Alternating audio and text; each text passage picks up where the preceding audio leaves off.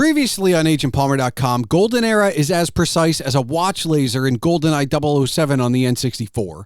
A review loosely based on a guide for the Perplexed, a novel, and while Dan's still looking for work, Mark added another hat to his many jobs as a published author. This is the Palmer Files, episode 149, with my friend Brian Wcislo, who's here to tell his tale of growing up, starting businesses, life-altering experiences, pushing boundaries, and finding his place in the world. Are you ready?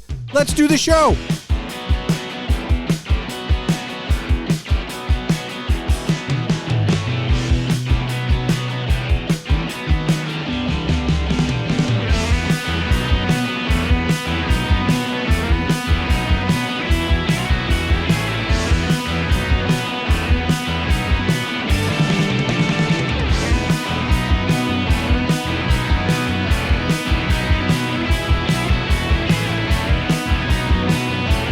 Hello and welcome to the Palmer Files. I'm your host, Jason Stershik, also known as Agent Palmer, and on this 149th episode is Brian Wcislo. Brian and I met many years ago when I was the liaison for my employer to his creative agency. Since then, we've loosely stayed in contact, but this was our first conversation in many years. Going into this conversation, all I knew was that Brian was now living in Costa Rica. The details and reasonings were something I learned during this conversation you're about to hear. You'll also hear us discuss finding what feels like home, why Costa Rica, and perhaps learn just how happenstance played a role in what Brian is doing now and where. We also discuss startup culture, selling a business, making money with art, finding yoga, and even a few life-altering experiences. All of this and much, much more is coming your way shortly. But first, remember that if you want to discuss this episode as you listen or afterwards, you can find all related ways to contact Brian and myself in the show notes. I highly suggest you follow him on LinkedIn for business insights off the beaten path. Don't forget, you can see all of my writings and rantings on agentpalmer.com. And of course, email can be sent to thepalmerfiles@gmail.com. So without further ado, let's get into it. Brian, you and I worked together a very long time ago, but I want to start with this. You are now in Costa Rica. Did you see yourself like a child of the world all the time? I don't know if I saw myself as a child of the world all the time, but I never really felt like I was at home. Took me 44 years to find what actually felt like home. But I only know this because we've met and talked at length before. Like, you were always looking, though. Like, you're one of the few people I know who is not shy about, like, I'm still looking for where I want to be.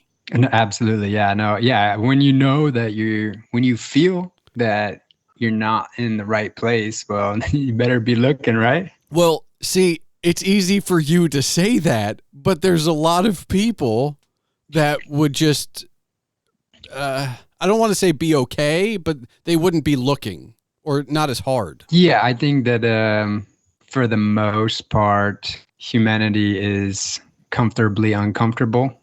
And they just feel like, oh, well, this is the way it is, and I'll roll with it. And yeah, we suffer through, relationships we don't want to be in, places we don't want to live, jobs we don't want to work, so many things. All right. So let's start with jobs. Okay. You've probably worn more hats in just the time I've known you, which is only like, it might be 15 years, might be 4, whatever. But you've worn a lot of hats in that time. If I were to have randomly met you at a party, Brian, what do you do? That's a good question. I'm still trying to figure it out. I mean, that's a great answer, though. I've said all kinds of different shit. I like to tell people I'm a drug dealer. Just get a rise out of them. See their eyes kind of like pop out of their head a little bit. Often I'll respond an artist and an entrepreneur. Those are pretty hefty hats. Those aren't simple they're simple words, but like that's a lot. Yeah. There's a lot to unpack there, and either one can mean a multitude of things, but at least if you put them together, it brings some sort of semblance to a little bit more clarity. But it's nebulous because the truth is, yeah, there's a lot of there's a lot of layers there, and when you're an entrepreneur, then particularly in the beginning of any startup, you're everything, you're the janitor, you're the bookkeeper, you're the marketer, you're the producer, Yeah. you're the director, you're the everything. So entrepreneur is a very broad term. But so is artist. Absolutely. Even more broad, right? You could be a dancer or a musician or a painter or, be doing street performances. Do you have a preference other than marrying the two? Like, do you have a preference of like, this is what I want? What I want in what regards, to be called or to be doing? or just to be identified by, I guess, because I mean, a lot of, projecting here, but a lot of what we call ourselves is not necessarily how others see us.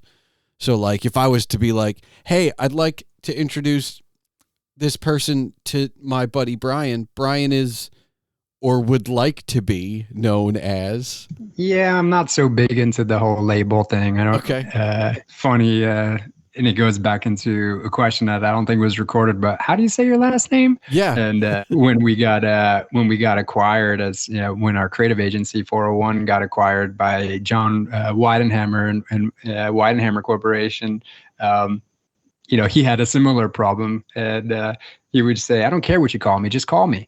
That's a really good answer.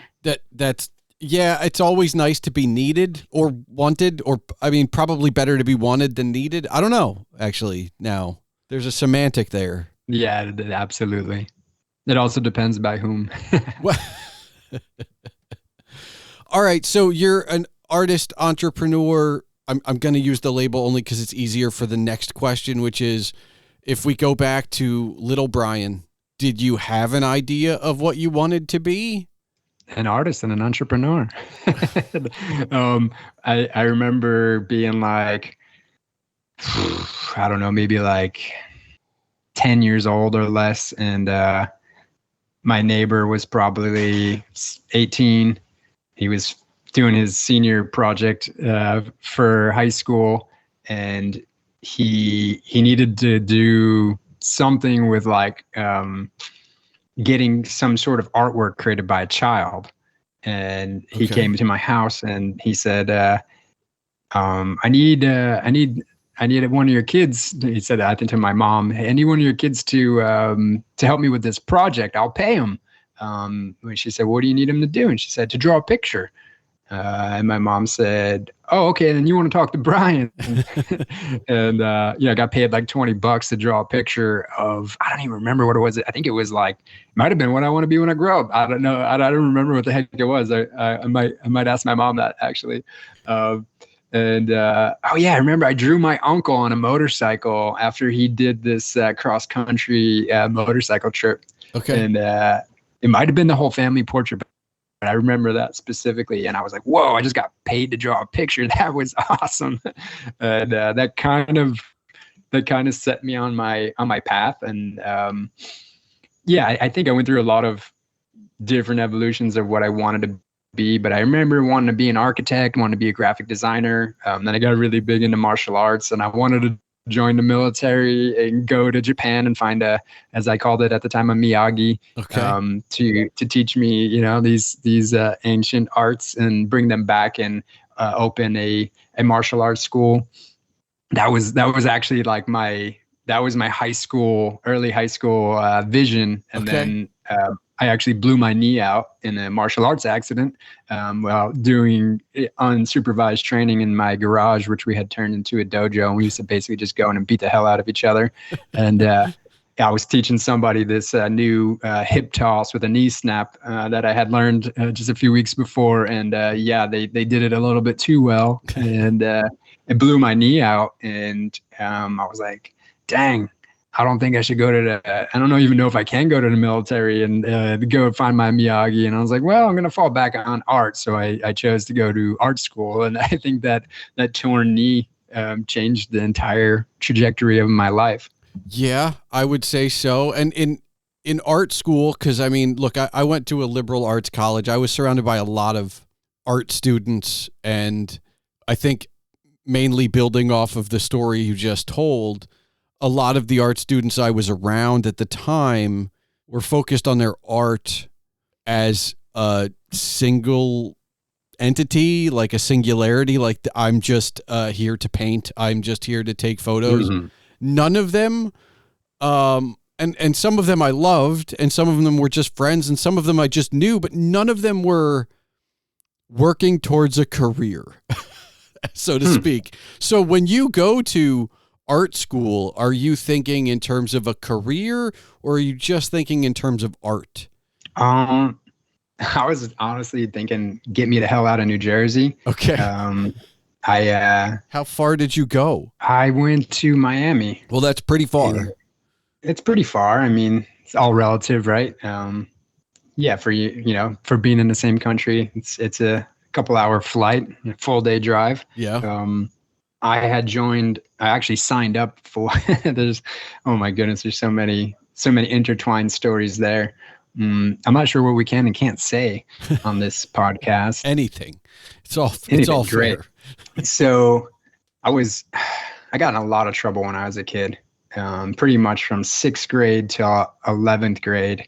I was arrested numerous times and thrown out of school, and I just knew the system was rigged, not in our favor. I didn't understand exactly what was going on, but I knew it was a crock of shit. Yeah, and, I will say, I believe one family move to a different school district took me off of that path, because I was still a troublemaker after we moved, but I was much more of a troublemaker before we moved. And that reset, and maybe more to the point, that reset of the friend group probably saved me from a decent amount of that kind of trouble.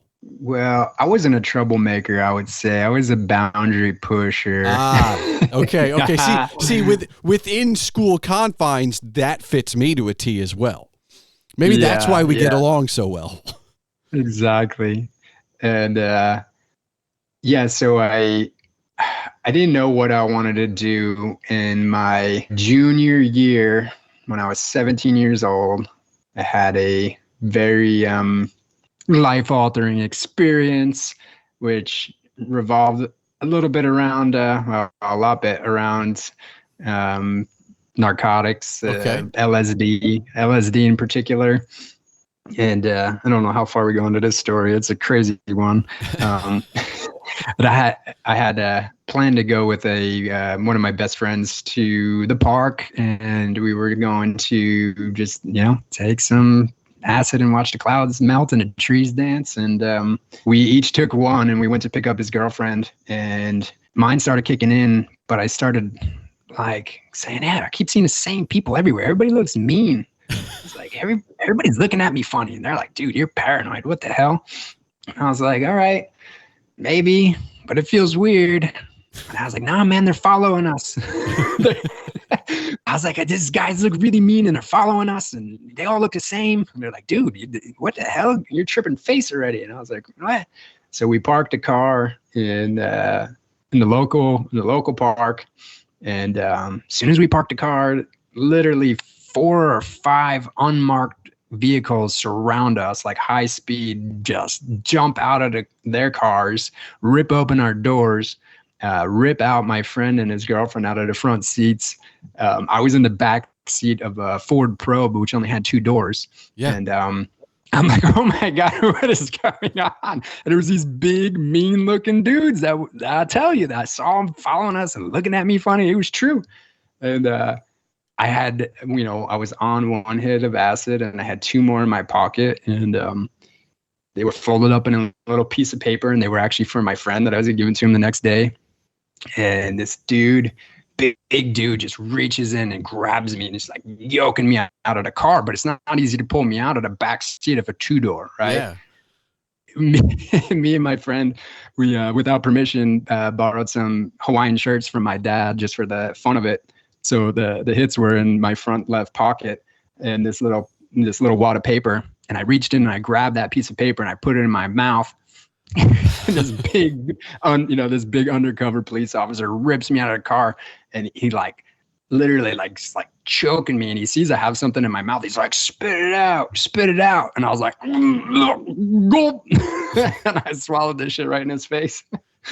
He was so mad. He was like throwing me around like a little rag doll and telling me, I'm going to jail and this and that. And I didn't go to jail, but I was only 17 years old, and they took me to juvie, and they took my buddy to juvie too. And I was now on 3 hits of acid, and the walls of the police station were dancing. I remember they were playing Metallica.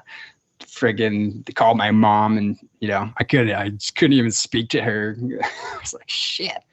And they took us, me and my smallest, whitest friend, in our Hawaiian shirts, to a really, really, really rough juvenile detention center. And that scared me straight. So yeah, after that, I was like, I ain't never going to jail. I'm definitely not built for that shit. I was juvie, and that shit was rough as hell. So I never got in trouble again. And, I was just 17 years old, and it was right before my senior year of high school. And after that, I got really smart about any, boundary pushing I wanted to do, and made sure to not get caught. Okay. And that I just knew that I needed to get out of New Jersey. And my buddy and I both had found colleges in Miami, and he was like, dude, I'll go to Miami if you go to Miami. And I was like, yeah, let's do it. So we both, applied to these separate colleges in Miami, and we ended up going to school about 100 blocks away from each other. But at least I had one of my best friends from like 6th grade, in a similar, the same city as me. And that's kind of how I ended up going to art school in Miami. And I signed up for it was like a visual effects program to make like special effects for movies. Okay. And maybe like 1 month before the program was supposed to start, they were like, oh, we don't have that program anymore. We merged it into the film program. And I was like, whatever, I don't care. I'm going to Miami, I'm going to art school. So next thing you know, I'm a film student, and there's everybody's like, knows their favorite director and their favorite writer and their favorite cinematographer. I'm like, what the hell is a cinematographer? Well, that's why you're in school. Yeah, apparently. So I ended up becoming a film student, which was close to what I was going to study, but not exactly. But it was an amazing experience. I know when I was working with you at 401, you would occasionally disappear for a couple weeks to shoot film. To shoot stuff. You are, knowing your background, which I didn't know until just now, in going to film school, you might be one of the few people I know in my entire life who went to art school for a thing and did it for money. Imagine that. What a concept. It's not even the thing I signed up for, which is the ironic part. I know, but it is like, but clearly if people, look, we've all taken jobs because we had to take jobs, but did you find a passion for film as opposed to just effects? Oh yeah, absolutely. And here I am 25, 26, 27 years later, or whatever it might be. And I'm still finding different passions for it. Now I like writing more than anything possibly. And at the time I didn't really like writing. It was starting to interest me. But I did like editing. I did like shooting. And I've done both, and I still do both. I've been producing corporate marketing videos mostly, or learning and development videos for my entire career. And I love shooting. I don't love editing so much anymore. I feel anytime behind the computer, I'd rather be doing something else. And when I can shoot and I have somebody else edit for me, that's my perfect situation. I mean, that's quite an evolution though, to go for the special effects, to not really know what's going on, to enjoy editing at one point, to not really like writing, to enjoy the shooting, I think has kind of maintained throughout. But have you done, have you done Brian's film? Have you done your, whether scripted or not, have you done the thing that you want to shoot as opposed to just for someone else? I think in the beginning, I realized that you can meet a lot of pretty girls if you shot good photography. And that was really like the intro into shooting. I've never really had a thing that I just really, really wanted to shoot. Okay. People will ask me like, "Well, what do you shoot?" My answer was typically, "Whatever pays me or whatever I find beautiful." Okay. So I think the closest thing I've gotten to just shooting the thing that I want to shoot was I got bored of photography. I got bored of shooting video, and then drones became a thing, and I had more or less just arrived in Costa Rica for to live here, and I had a pretty cool drone, and we were traveling all over to these epic locations and beaches and mountains and volcanoes and retreat centers, and I would just, everywhere I went, I would fly my drone, and it makes your heart race because you don't know if the thing's coming back. And it just gives you this new perspective, right? That's like, whoa, this is incredible. All the things that I was bored of don't exist with this new tool. So that kind of rehooked me into recording and, film, video, whatever you want to call it. And I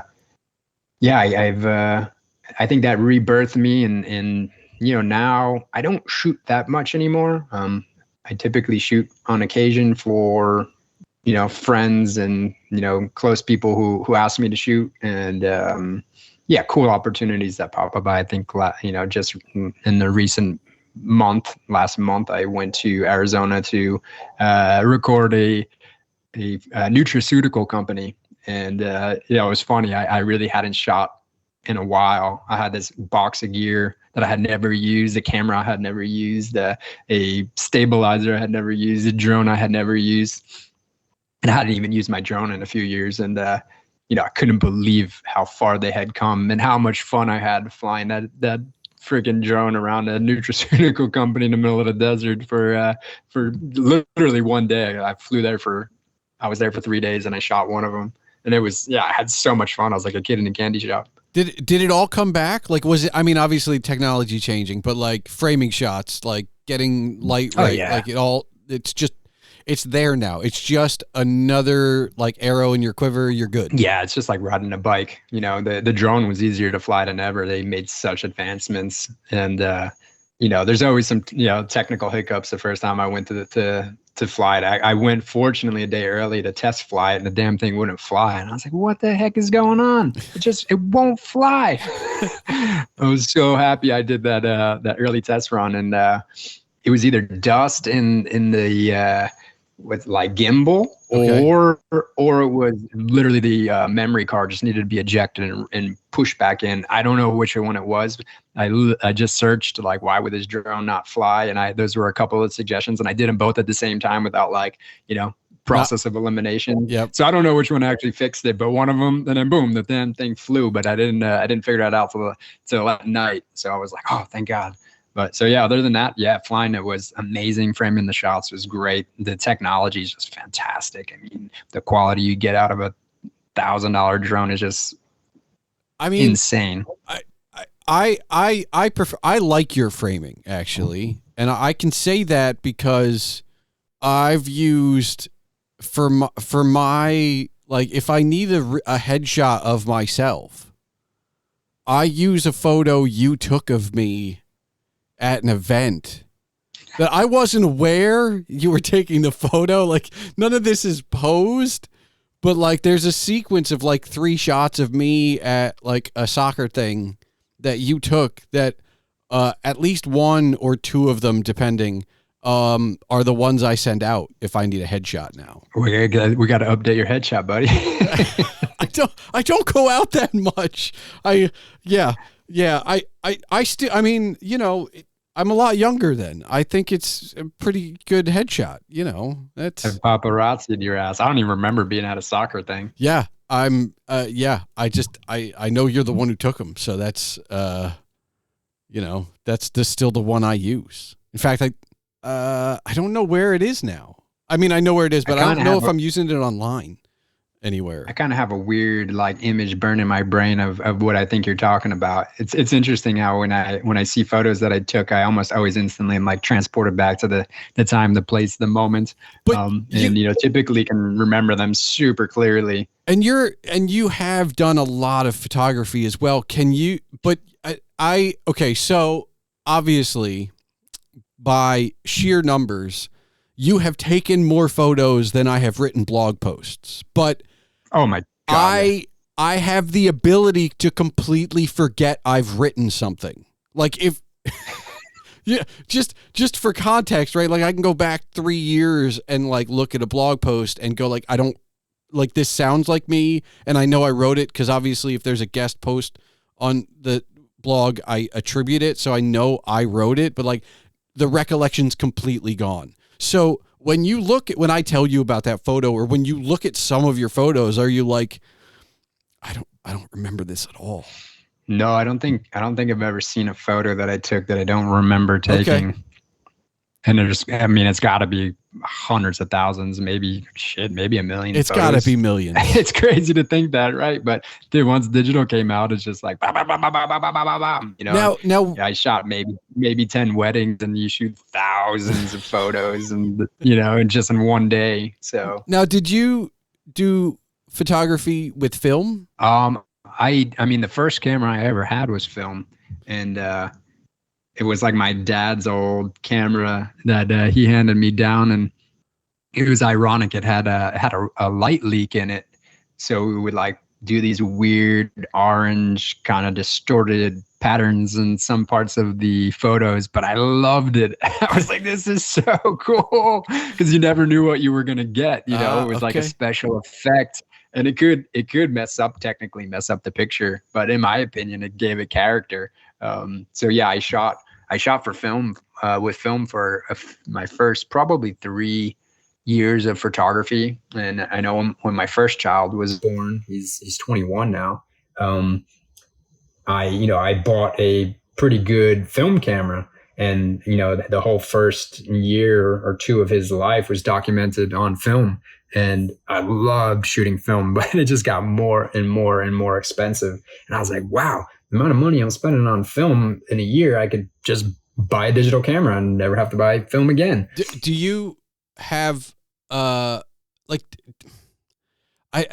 always like to ask this to anybody who's done photography on both sides of the digital divide. Like, do you miss the, I don't want to say permanence of film? Like, hey, yeah, you can shoot this whole roll at that one thing, but you better hope you get it in those 30, like, because there seems to me, like, I remember, for me, it was always a hobby up to a point where I just kind of, actually, when digital happened, I gave up photography, ironically. But like, for me, I remember in the film era being like just thinking of like this, I hope this works.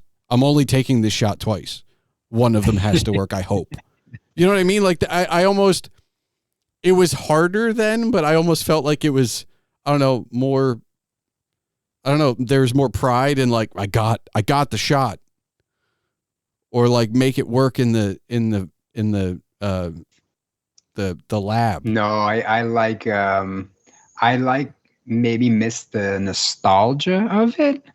Okay. But do not miss I miss the nostalgia, and I miss the tangibility of it. I did like the excitement of waiting to see what you got and then literally having something tangible to touch. Yeah. But I definitely prefer the immediacy and ability to instantly make adjustments and just feel really confident in what you've got. Now, I never shot professionally with film.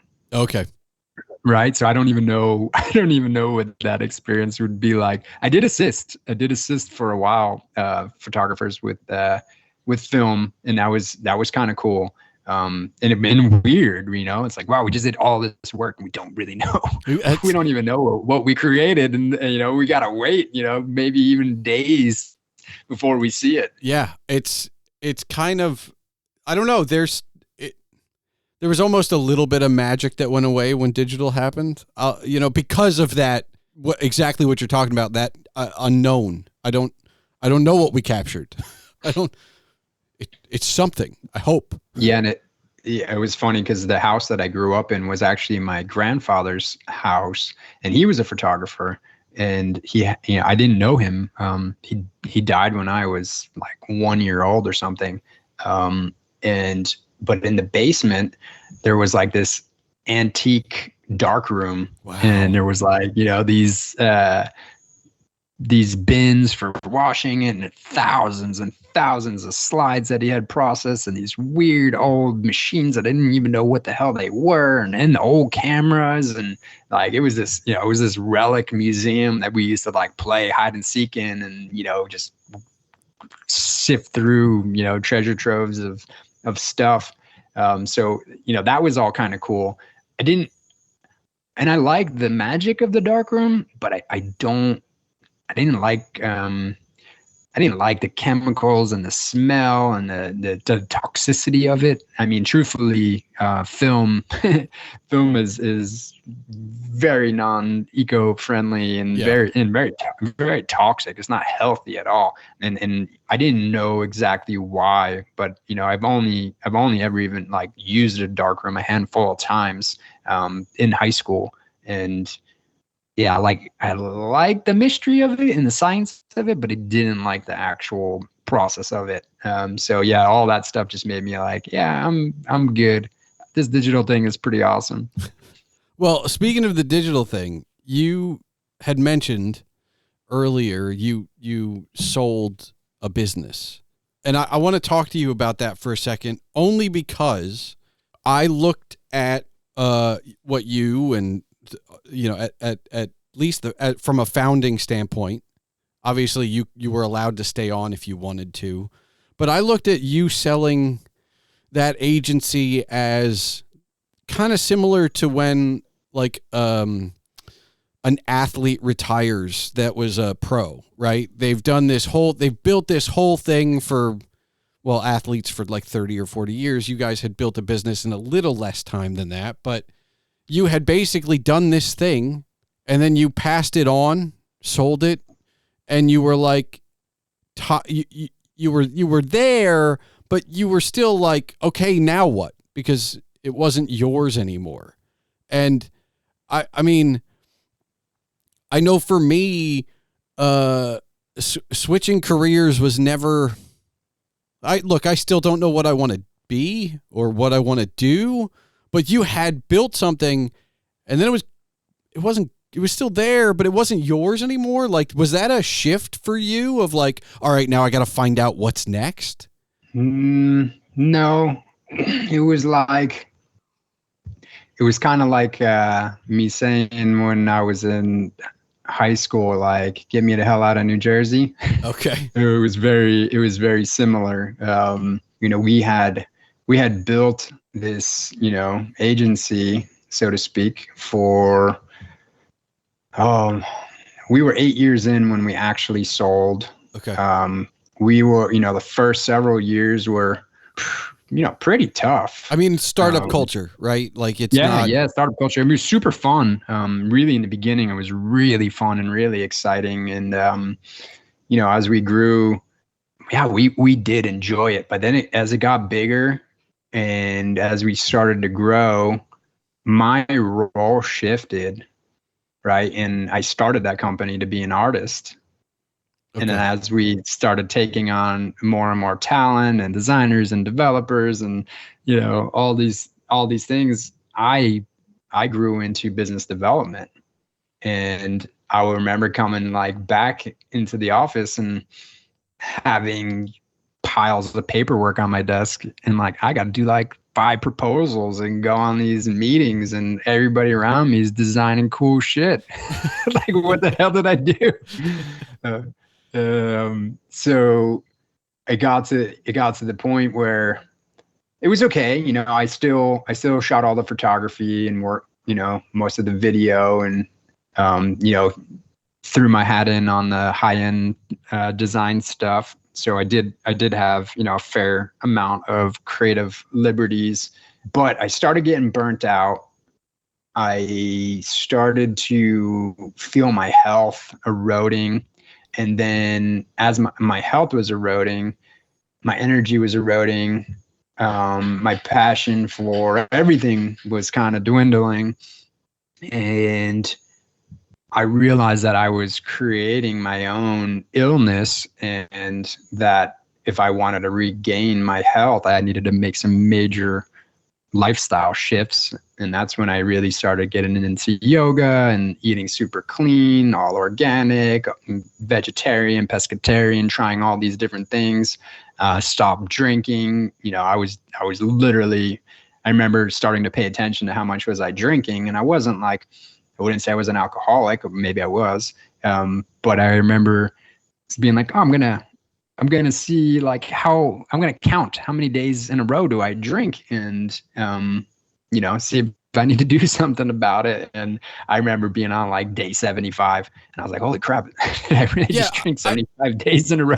I mean, I would argue that some of that, sadly, is business development. Like, hey, Brian, let's meet for drinks and we'll talk about that thing. Or, hey, come to this event. There's free boot. Like, it's just, I'm not saying that was the only reason, but like, I know that's a part of it. No, I was a social drinker, and I was a social being, and I was out every single day. Like you said, rubbing elbows, hosting events, attending every event possible. And then when we were not at events, we were smoking some weed, drinking some drinks, playing some video games, and we were in our 20s and having fun. We were big kids. So we were big kids. Let me ask then, the health stuff and the yoga, that's one thing, and that's trying to take back control from the energy you're losing.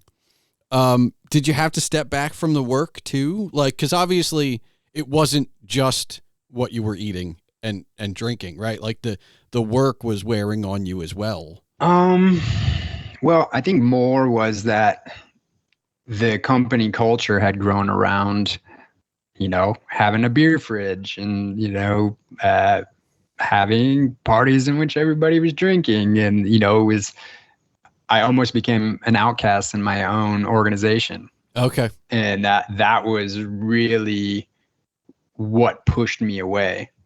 And then I started having less and less love for the work I was doing, because it was becoming more and more, paper pushing.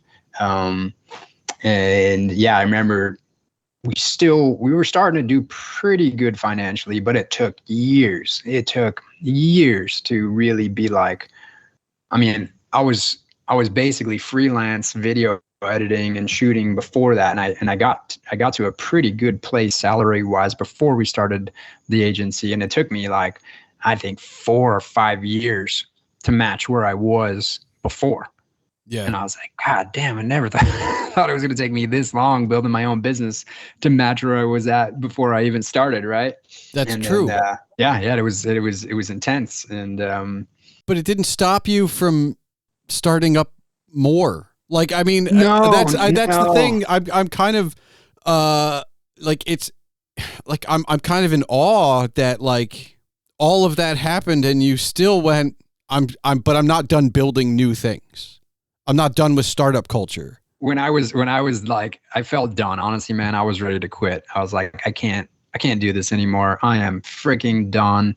And I remember going on a meeting and talking with one of our clients who were an agency much bigger than us. And they were like, you ever think about selling your agency? I was like, you want to buy it? And they were like, maybe. We've been talking about, potentially acquiring a shop like yours. Because the thing was, we were really, really good at web design and custom development and design in general. And seemed like most people didn't get it back then. And, I was like, so we were working with a lot of bigger agencies who were more like ad agencies or trade show display companies or, video production companies, and all of their clients needed web and they just didn't know how to do it. So they would just sub it out to us.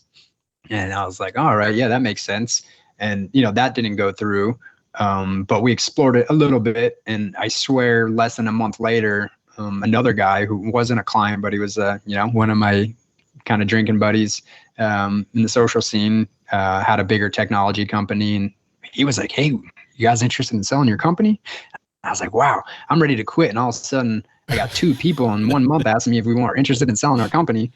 And that didn't work out either. And then one of our consultants, who we would bring on to do SEO services for our clients, he was like, hey, are you guys interested in selling your company? And I was like, what do you mean? And he's like, oh, I work with this other company and they're way, way bigger.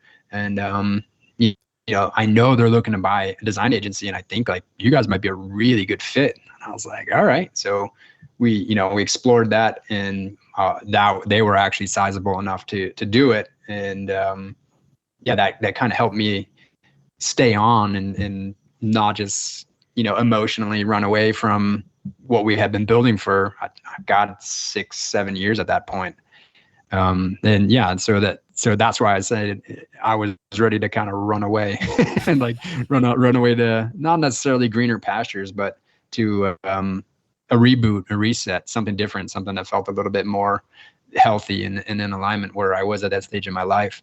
Yeah. And but eventually you did go to greener pastures. I don't know that can we find some other place that's greener than Costa Rica? Like you did really. Eventually go to greener pastures. Yeah, true story. When as soon as we sold, I went on a 2-year employment agreement, and first thing I did was went to do a yoga teacher training in Costa Rica. And now, was the yoga teacher course the thing you wanted, or was it because it was in Costa Rica? Like, if it had been in Hawaii, would I be talking to you from Hawaii right now? I think I actually didn't want to go to it because it was in Costa Rica. Okay. Ironically, I had already been to Costa Rica a few times and I loved it, but I wanted to go somewhere else. Somewhere new. Yeah. Okay. So I was looking at like Fiji or, Bali or Thailand or something, further away. Gotcha. Yeah. And that's what I really want to do, but I couldn't find exactly what I wanted at the time that I wanted to do it. And I had one of my closest friends from college was living in Costa Rica, and I really wanted to spend time with him. And he said, hey, go anywhere in the world. He was actually a traveling cinematographer. And he traveled the world doing all these crazy projects for Sony and Panasonic and Shark Week and all kinds of wild stuff, music videos and stuff like that. And he said, yeah, wherever, you just book your ticket, tell me where you're going, and I'll meet you there. And as I tried to figure out how we were going to meet up, I realized he wasn't going to go anywhere. And the only way I was going to spend time with him was if I did go to Costa Rica. So I found a training in Costa Rica. And literally after my 3-week, immersion, I spent a week camping on the beach with him. And, he's one of my favorite memories of all time, especially now because he actually passed away a few years ago. Oh, I'm sorry. Yeah. Life is crazy like that, right? So, just makes that decision all the sweeter. And, and that trip, I was supposed to go for 3 weeks and ended up staying for 3 months. And then, kept coming back, I think I was back 3 months after that. And they were like, oh God, we lost Brian. We always knew he wasn't coming back at some point. But where in this do you decide, all right, but I'm going to live there now? Because obviously traveling back and forth is one thing, and not everybody has that ability, but you did. But like at a certain point you were like, well, I'd rather spend more of my time here and then travel to the States. Like I'd rather do it the other way. Well, I kind of didn't make that decision for myself. I I came back again. I fell in love with this particular place and this particular group of people. They had this amazing yoga retreat center in the jungle, like deep in the jungle. Like, you got to fly here, and then you got to either drive 6 hours or take a little plane, and travel to the edge of the world in essence. And then you had to drive down a dirt road for 20 minutes, and then you had to drive into a farm for another 5 minutes, and then you had to get out, and you needed to literally walk into the jungle, crossing the river 4 times, almost a half an hour to get to this retreat center, completely off the grid. And it was just the coolest people, rivers on both sides, waterfalls, these amazing houses, amazing food, coolest people from all over the world coming there. And, I was like, oh my God, this is a dream. And I kept spending time there with those people, and they were like, wow, your photography is amazing. Your web design skills, they're like, just help us like with our marketing, and you could stay as long as you want, and it was like, Jesus, I don't know, $5,000 to be there for 3 weeks. So I was like, okay, this is a pretty good deal. Then at that point I had money in the bank, and I didn't have like a ton of responsibilities. So I would just keep going back there and visiting them and helping them with their marketing. And on one trip, a group of traveling filmmakers and yogis kind of came through the jungle, and I got along really, really well with them. Go figure. And they're like, hey, we're traveling the country, and we're going to all the most beautiful places in Costa Rica for the next 2 or 3 weeks. We'll be staying in the nicest hotels, eating the best food. We don't have any money to pay you, but our other photographer dropped out at the last minute, so we've got like an open spot. And if you want to just come tag along and help us, create some images in this video, you won't have to pay for anything, and you have an adventure of a lifetime. I was like, just sign me up. So I was actually supposed to go back again, and I extended my trip for another 3 weeks. And I think on like maybe the 4th day of shooting, we were like racing like maniacs to get to this like crazy cliff on the Pacific coast for a sunset shoot. And like 25 yoginis were all waiting there for us to do this filming. And one of them, I saw her just like dancing like I had never seen any human move like this before. It was so like exotic and animalistic and controlled and fierce. And I was like, whoa, what is that? And ended up spending the next couple weeks with her. And a few years later, she becomes my wife. So she grew up here, other than her first 4 years of her life in Brazil. And it's a long, crazy, complicated story of how all that kind of worked out. But she came, she was traveling the world, literally. She was actually just come back to Costa Rica to teach workshops in yoga and make some money, and then go back and travel. And she'd go to India for 2, 3, 4, 5, 6 months. And then she'd go to Italy for a few months. And then she'd go to Greece for a few months. And she was either studying or teaching abroad, and then come back and make some money in Costa Rica, visit her mom, and do the same thing. So she happened to be on one of her trips to Costa Rica when I was on one of my trips to Costa Rica. And she's like, oh, come visit you in New Jersey.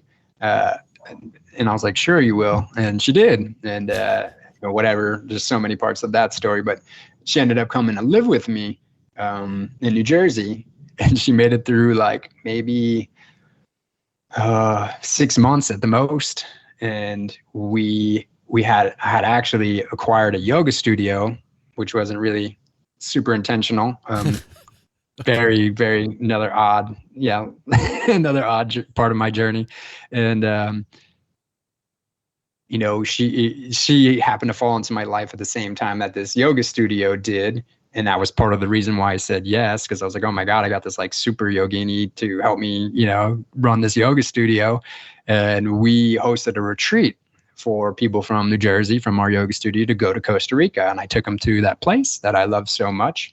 And we just had this fantastic, otherworldly experience, so transformational, so divine on on every level. And I remember the retreat ended, and we were sitting on the beach, and we were watching the sunset, and my wife was like, I can't go back to New Jersey. what do you mean you can't go back to New Jersey? I'm like, I got a house there. It actually wasn't my house. And my parents kind of did a similar thing. You can see where my nature comes from. They went to Florida to visit my little brother. They found a foreclosure. My dad had recently retired, and they bought this foreclosure, and they didn't go home. And they're like, we got to figure out what to do with our house. And they're like, hey, Brian, you got to just go to the house and whatever, clean it up, help us sell it. I don't care, but we're not coming back.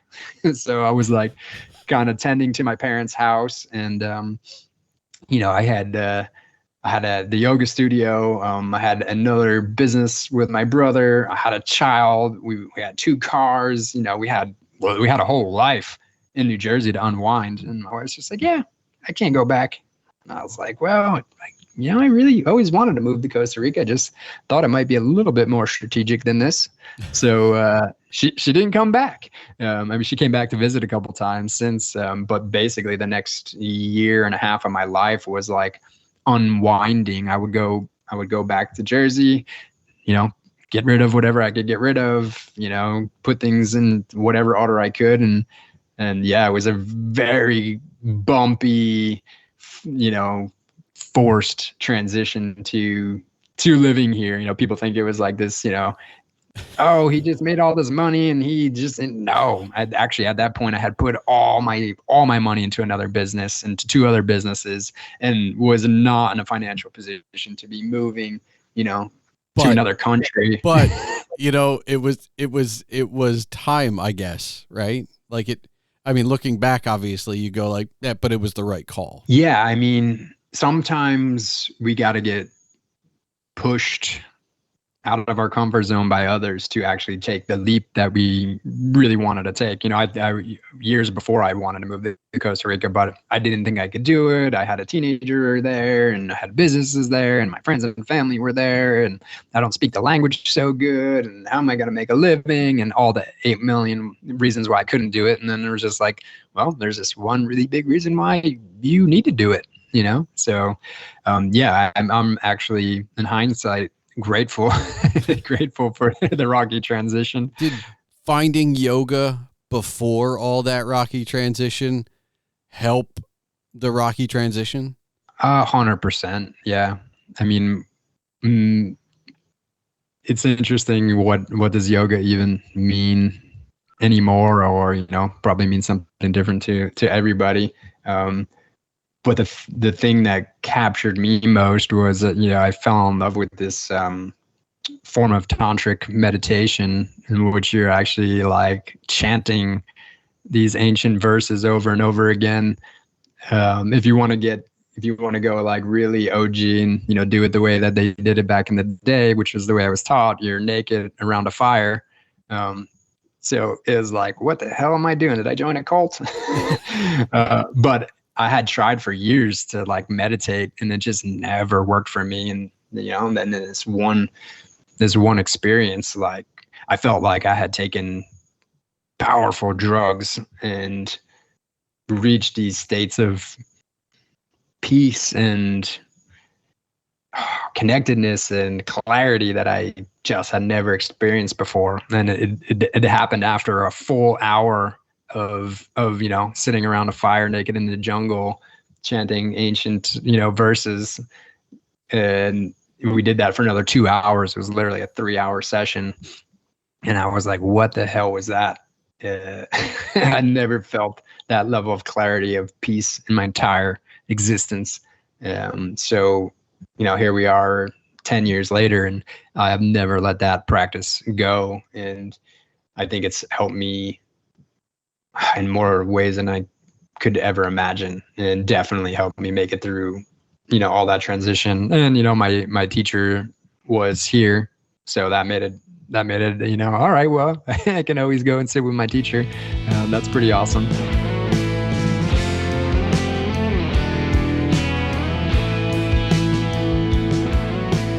Happenstance is such a massive part of our lives, isn't it? My trusty Funkin' Wagnalls defines happenstance simply as a chance occurrence. And that's accurate, but When Brian talks about that happenstance of his busted knee or finding yoga or founding a business, selling a business, or having a life-altering experience, it's not just the chance occurrence. It's what you do and how you react to that chance occurrence that matters most. Personally, you can go back to episode 24 of this podcast and discover how one thing I wrote for class changed the trajectory of my life. Or even back further to episode 13, where I discussed the origins of my anxiety, which just occurred by chance. Happenstance, a chance occurrence. And this has nothing to do with preparation. In many cases, we're not prepared at all for happenstance, so our natural inclinations are what we go with. And I hope that yours and mine are as well honed as Brian's, because if he can end up in paradise, physically and probably metaphorically, then we all have a chance. Thanks for listening to the Palmer Files, episode 149. And now for the official business. The Palmer Files releases every 2 weeks on Tuesdays. If you're still listening, I encourage you to join the discussion. You can find all related ways to contact my friend Brian and myself in the show notes. The music for this episode was provided by Henno Heitur. Email and comments can be sent to this show at thepalmerfiles@gmail.com. And remember, your home for all things Agent Palmer is agentpalmer.com.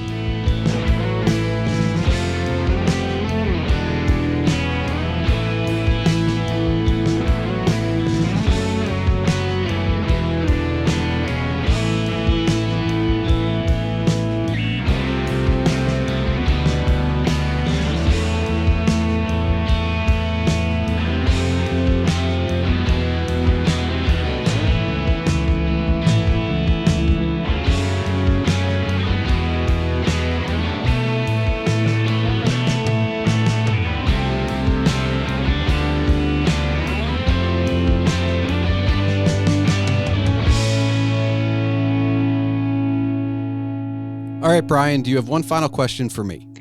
I do. I'm curious as to why is it that you do and have done for so long the Palmer Files? I think it's because I enjoy talking to people, which is not a shock. And like if we pull back the curtain completely, it was your agency, and I was your agency's representative for one of your clients. And I know that, I would talk to whoever I was talking to for a long time. I think there might be, for anyone like that, I should probably, I could probably have them all on. And I think I did have Ryan on, who was Cool. a designer. And Ryan I had on a while ago, but like he told me, he's like, or maybe he told me when we were talking off mic. The point is, the Palmer Files existed in 5 to 10 to 20 minute chunks on agency calls with your agency, with your designers and your programmers.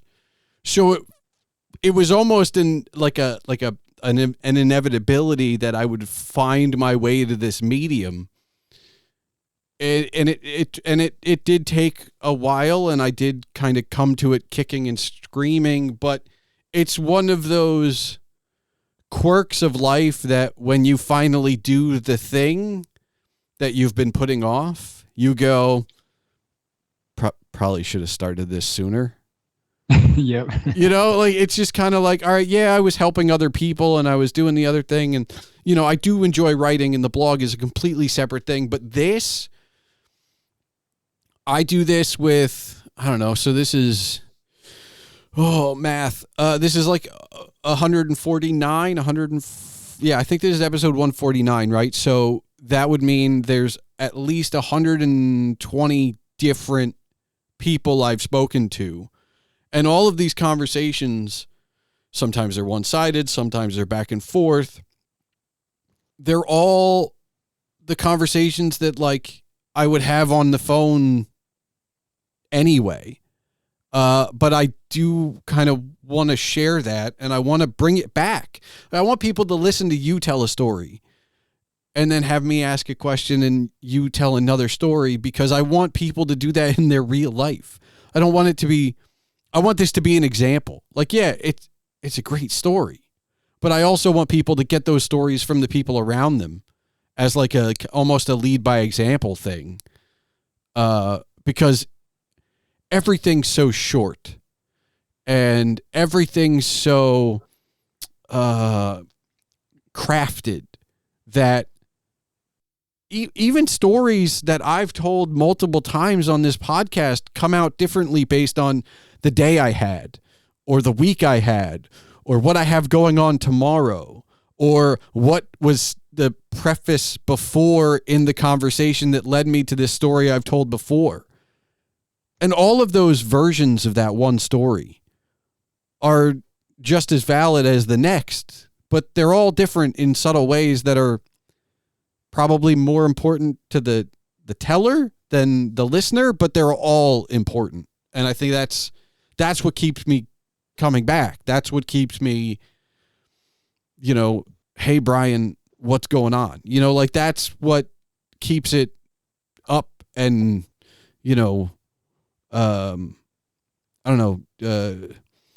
It's what keeps me engaged in the process as well. And look, I'm an introvert, I think, only because like in a group of 100, I will find the one person I want to talk to. In an event, I'm not trying to work the room unless I have to. But yeah, I think it's just about telling our stories and listening to other people's stories. Because for me, it really just comes back to that. Well, you found your place in the world. I'd like to think so. I also feel like there's a part of me that's like, I feel like there's more, but I don't know what it is. So I'm just. What are you, human? Am I?